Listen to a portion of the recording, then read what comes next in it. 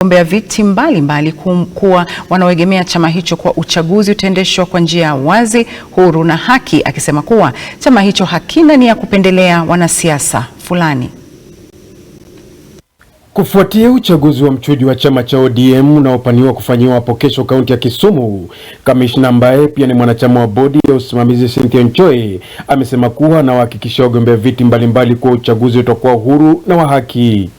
I have noted, or we have noted as an election board, that for all the counties we've done, the major issue is usually the polling centers. Every aspirant wants that the polling centers favor them or are actually closer to where the supporters are.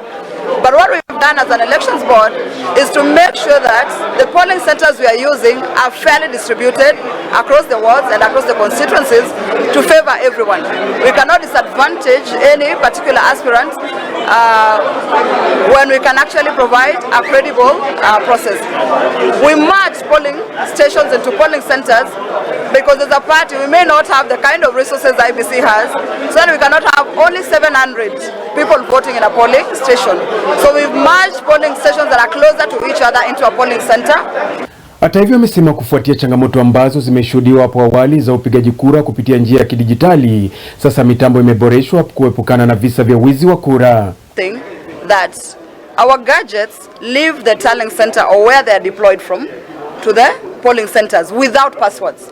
Because if we were to provide passwords, we do not want anything happening on the way.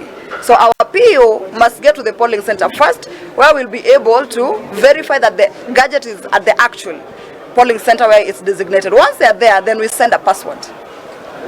There have been issues of delay in passwords. And one of the reasons is you will find that the password sent is being fed into the system, and maybe POs have not activated the MiFi being used.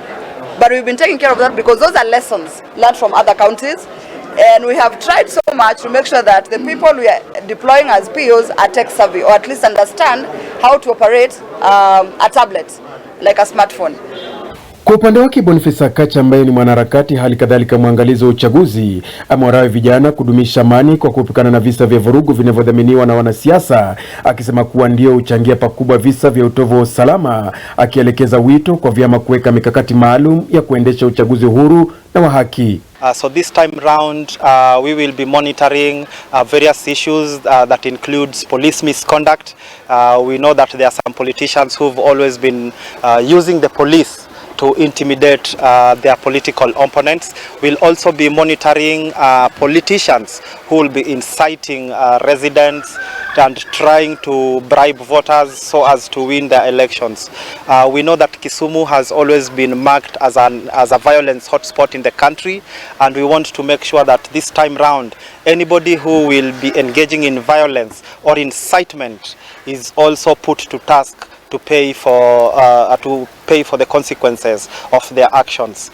We are very much worried. We have seen a lot of electoral malpractice and violence in other areas such as Homa Bay and Sotik, and we don't want that to be replicated here in Kisumu, because over the years we have seen that this violence has always led to a lot of human rights violations as well as destructions of lives and properties.